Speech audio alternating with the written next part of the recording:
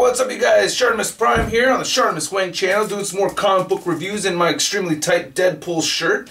And I want to start off talking about the Amazing Spider-Man. This is the 50 years of the 50-year anniversary of Spider-Man, who is my favorite superhero. And I thought this was very, very cool. It was a very good read. Now I'm reviewing a few others here, a little bit more than usual, so I'm going to kind of make these brief. But this is a double-sized issue, $6 for this guy. And it's pretty cool. It has more than one story in it. You have Slott writing the regular story, which was consistent, which was, I thought, was very cool. It was basically about this kid who actually kind of reminded me of myself.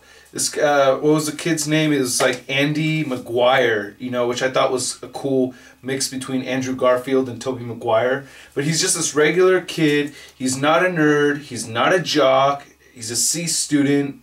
And there's just like nothing really special about him, which is how I felt about myself in high school. I was closer to a B student. I had more of a B average, but yeah, so I was able to relate to this character. But you know, Peter Parker develops the Parker particles, and this kid gets zapped while saving a chick, and this little kid becomes a superhero and everything, and Spider-Man can't really control him and whatnot, and the kid, you know, kind of gets out of control, which I thought was very good. And I apologize if I give away spoilers. I'll try not to, but I just may. So if you really hate spoilers, you may not want to watch. I don't know. Then there's another story about this grandfather running into Spider-Man's costume, you know, and Spider-Man's no more, and he throws it in the dumpster or in the trash. And then the last, and basically he's trying to steal money to save his granddaughter, who's sick, and I don't know, I just didn't think it was that good of a story. But the last one I actually thought was really, really good, and it was a story about Spider-Man basically having a crap day, just getting shat on throughout the whole day, and I really, really like the artwork. It reminds me of kind of reminds me of Josh Middleton a little bit. I really like the colors on this. I thought it was very, very good.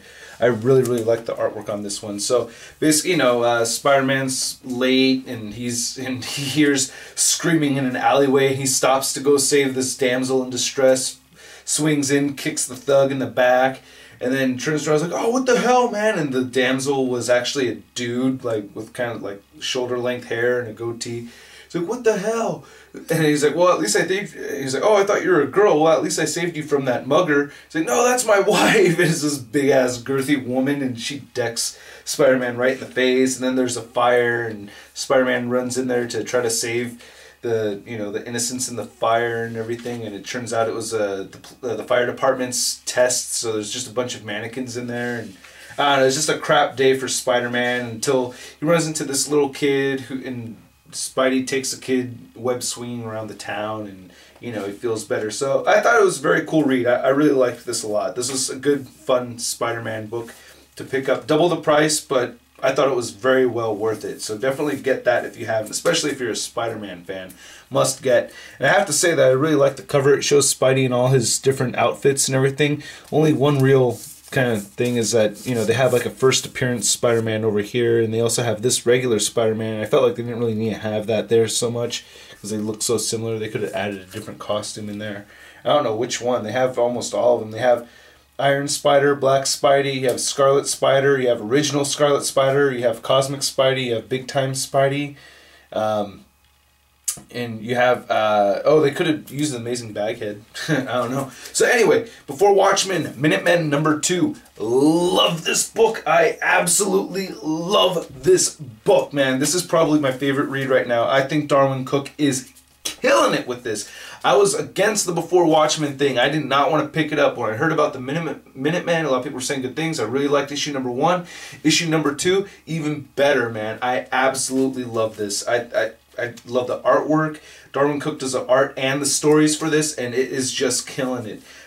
You see the Minutemen get together on their first job and everything, and Darwin kind of expands on things with Hooded Justice and Captain Metropolis having a gay affair, and then the way that Darwin Cook transitions between the multiple stories going on at the same time.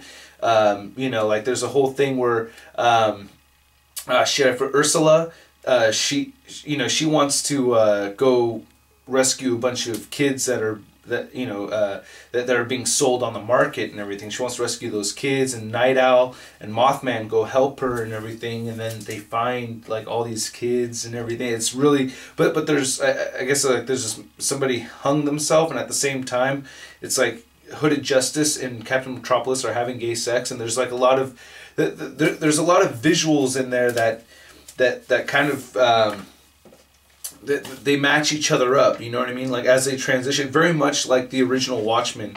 Alan Moore used to do that all the time, and you also get into the character Larry. Like here you go, like you hear Hooded Justice say, "Shh, it's okay," and Hooded Justice has like this rope still hanging down his neck, but like that rope, you know what I mean, hanging down. Whoop, where is it? Oh, sorry, you see it right there in the middle. Like the rope is kind of hanging down. It's like, shh, it's gonna be okay. It's kind of like symbolic to a cock just dipping forward, you know what I'm talking about? And at the same time, you have Ursula finding the guy that hung himself in there. So you have that symbolism too. I just thought this is just fantastic. Absolutely love it. Now at the end of each of these issues is a 2-page thing of the Crimson Corsair. Don't really care for it because I'm not reading all of the before Watchmen books, so it doesn't really make a whole lot of sense to me. So, when I got into the Comedian, I passed. Now, I picked up Comedian issues #1 and issue #2. And this is written by Brian Azzarello, and J.G. Jones is doing the artwork. I thought the artwork was really cool. I really like the artwork. I'm not happy with Azzarello's take on this. I'm just not. Now, the Comedian, we see the Comedian's best buds with Jack Kennedy and Bobby Kennedy, and that's kind of cool, but the Comedian's the only character that actually transitioned from the Minutemen onto the Watchmen. Now we have Night Owl 2, we have Silk Spectre 2, but we don't have, the Comedian's the only one that really moved from both. And I thought that we were going to get more of an inside story of the Comedian and how he became the Comedian, like what his real origin was. And we don't really get into that. We actually start off with the Comedian kind of, it's like in the 60s and stuff, and it's just more him going to Vietnam, and it's kind of more like the tales of the Comedian, and we already saw that kind of stuff like from Watchmen. I don't think that Azzarello is really adding too much on here. And this is a 6-parter, and I'm 2 issues in out of 6. I may drop it. I don't really know. I'm just not really feeling it. I'm not digging it too much. I really love the cover art for issue #1 though. That's very cool, and you have the blood dripping right there. That's dope. But and this is what issue #2 looks like, which is, him in Vietnam and him just being a badass and going out there and shooting people. And I don't know, they're getting into the whole politics of the war, which I do like, how the whole thing's just for money. But at the same time, it's like as far as developing the character of the Comedian, because there's a lot of ambiguity there with that character, like he's evil, but he's a good guy all at the same time. And when you read Watchmen, you think of him as a bad guy, but at the same time, there's some good there. So I was hoping we'd get more into that. Just really not feeling it. DC comic right here, The Flash, written and penciled by Francis Manapul, who is very, very good. I really, really like what he's doing. Now, at first he was doing the artwork and Jeff Johns was writing it, but Jeff Johns went on to do Aquaman, or yeah, I think he moved on to do Aquaman when New 52 started, and Manapul started taking the writing on this, and I think he's doing a bang-up job, man. I really, really like it. Now, we have the Rogues are coming back together, and started by Glider right here, which is the Frost, shoot, what's his name? I can't remember his name, damn it, but the ice freezing guy, Blizzard, I think is his name. Is it Blizzard? Ah, shit, I can't remember his name. But the ice guy with the goggles. It's his sister, and she hates her brother and everything, and she's getting the Rogues together. You have Mirror Master in there. You have the Weather Wizard in there, and you have Heat Stroke or Heat Wave in there too. They're all kind of teaming up, and the Flash is, he's really has his hands full and everything. And I just thought the writing for this is very, very good. I like this a lot. Well, it's not my favorite DC read right now. I don't like it as much as Green Lantern, but I do really like this. It's consistently good. I like it. So The Punisher, this is the last one I'm talking about. Written by Rucka. What's his first name? Mark Rucka or something like that? Wait, hold on. It's just Greg Rucka. That's right, Greg Rucka. I really like Greg Rucka's writing. He is very, very good.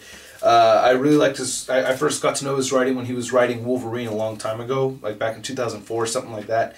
And this Punisher book is very good. It's focusing a lot on this Agent Cole right here, this woman. So you can see she's basically like a she-Punisher, and she wants revenge because her husband was killed on the wedding day and everything. And there's this. I didn't really figure this out until I was reading it, but there's this like woman of AIM who's basically responsible for it. And she'd killed the person who directly killed her husband, but now she wants revenge on this, and the Punisher's willing to help her and everything. And it's this very cool thing where they're selling her this Doc Ock arm, and they're in this office room, and everything's going down, and she knows that the Punisher, you know, this AIM woman, I forgot her name already, but she knows that the Punisher's out there, but it was actually a decoy. It was just a bag with clothes on top of it. She said she had snipers, and her glass was bulletproof, and all this stuff that there's no way Agent Cole is going to walk out of there alive. But sure enough, Punisher shoots the snipers that AIM chick had planned out around the building, and he busts in. Now here's the weirdest, like one of the weirdest things I've seen in a comic book, man. And I'm not shitting you. This was Punisher whipping in. What the hell? That was so weird, man. I didn't see that coming. I think maybe I missed the part where he picked up Spidey's web shooters or what. I don't know what the hell it was. And it didn't piss me off or anything like that. It's just really bizarre. So seeing Punisher web swing across, you know, I thought that was kind of a trip. But other than that, just a great book. I really, really liked it. So, yeah, those are my comic reviews, and I hope you guys dig it. And please rate, comment, subscribe, and add me on Facebook. And check out my ShartimusPrime channel if you haven't. I bet there'd only be very, very few of you who haven't subscribed to ShartimusPrime already, but, you know, I gotta throw it out there. And, yeah, thanks for watching. I'll catch you later. Peace. Shut off!